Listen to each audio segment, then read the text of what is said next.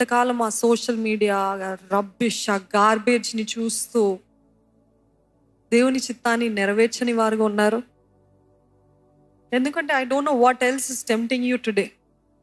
ఈరోజు ఒకవేళ పరస్త్రీలు కాదు, లేకపోతే పరపురుషులు కాదు, నేను అవన్నీ చేయను, కానీ గంటల తరబడి నేను సోషల్ మీడియా పైనే ఉంటాను, రాత్రింపగలు అదే చూస్తాను, తెలియకుండా నేను సమయం అయిపోతుంది అని ఎంతో బాధ, వేదన, ఇదెంతో భారంగా చెప్తున్నాను. ఈరోజు మీరు అనుకుంటున్నారు నేనేం తప్పు చూడట్లేదు, దేవుని చిత్తం ఏంటో తెలిసి దేవునికి ఏది ఇష్టమో తెలిసి అది చేయకపోవడమే పాపం అని ఉంది.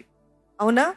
యాకోబు పత్రికలో ఆయనకి ఏది ఇష్టమని తెలిసి అది చేయకపోతే అది కూడా పాపమే అంట. ఈరోజు ఎంత సమయం కేటాయిస్తున్నారు, ఎంతగా పరిశుద్ధాత్మ దేవుని దుఃఖపరుస్తున్నారు తెలుసా? మీకు అర్థం కావట్లే. అంత సమయము సోషల్ మీడియా అంటూ, చెత్త అంటూ, ఇవన్నీ చూస్తూ ఎంత సమయాన్ని వృధా పరుస్తున్నారంటే, ఆ సమయాన్ని మీరు దేవుని కోసం ఇన్వెస్ట్ చేసినట్లయితే, ఇన్వెస్ట్ అన్న మాట వాడుతున్నాను ఎందుకంటే it is an investment.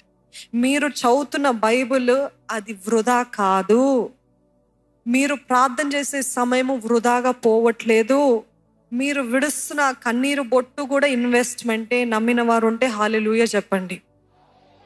It is an investment. I know, I have seen, I have experienced what ever before my marriage I have invested time in God. ఈరోజు దాని ప్రతిఫలం చూస్తున్నాను. ఈరోజు రూఢిగా చెప్పగలుగుతాను, ఆ 3 సంవత్సరాలు 4 సంవత్సరాలు వృధా పోలేదు. ఆ రోజు ఫౌండేషన్ ఈ రోజు నడిపిస్తుంది. ఆ రోజు దేవునితోటే అతుక్కొని ఉండే పరిస్థితుల్లో ఈరోజు దాని ప్రతిఫలం చూస్తున్నాను అని ధైర్యంగా చెప్పగలుగుతున్నాను. I'm telling it is an investment. Don't waste time, don't waste time. ఇక్కడ చూడండి, ఈ లోకము దాని ఆశ చూడండి, ఎంత సోషల్ మీడియా చూస్తారో, ఎంత వృధా వ్యర్థమైన వాటిని చూస్తారో, సమయం గడుపుతారో, అంత డిప్రెషన్ వస్తుంది. నాకైతే అటువంటి అనుభవం ఉంది. ఎంతమందికి అటువంటి అనుభవం ఉందండి? I hope I'm not alone. Because అవి చూస్తా అంటే నిజంగా ఎంత అబద్ధము, ఎంత నకిలీ జీవితము. లోపల ఒకలాగా బయట ఒకలాగా, లోపల మాట్లాడేది వేరు, బయట మాట్లాడి ఎవరికో చూపించుకోవడం కోసం వారు చేస్తా ఉంటే మనమేమో బాధపడుతూ ఉంటాం, అయ్యో నాకు లేదే, వీటి నాకు లేదే అని బాధపడతాము.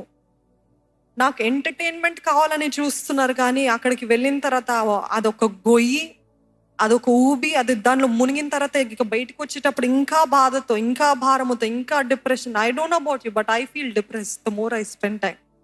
That is why I rather not spend time అని చాలా చాలా నెలలైంది తీర్మానం చేసుకొని. ఎందుకంటే నిజంగా ఇది చేస్తే ఏం లేదు, పరిశుద్ధాత్మ దేవుడు దుఃఖపడుతున్నాడు, సమయం అంతా వృధా అవుతుంది, చేయవలసింది ఎంతో ఉంది, చేయలేకపోతున్నాను అని చెప్పి ఎప్పుడైనా ఒక 10-15 నిమిషాల కంటే ఎక్కువ సమయం గడిపాను అనుకోండి, ఇంకంతే హృదయం అంతా భారంగా మారిపోతుంది, భారముగా మారిపోతుంది. అప్పటి నుండి ఇంకొద్దయ్యా, నాకు ఇది కావాలంటే నేను మిషనరీస్ చరిత్రలు చదువుతాను, నీ వాక్యాన్ని చదువుతాను, ఇవన్నీ చేస్తాను, కానీ ఇది మాత్రం వద్దని నిర్ణయించుకున్నాను. ఈరోజు మీరు నిర్ణయించుకోండి. మరలా చెప్తాను, it is an investment, it is an investment. అందుకని లోకము దాని ఆశ గతించిపోతాయి, కానీ దేవుని చిత్తము జరిగించేవాడు నిరంతరము నిలుచును. ఆమెన్.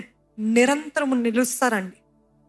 ఈ లోకం వరకు కాదు, మీ పేరు తరతరాల వరకు మారుమ్రోగుతుందంట. ఎందుకు? దేవుని చిత్తాన్ని నెరవేర్చి.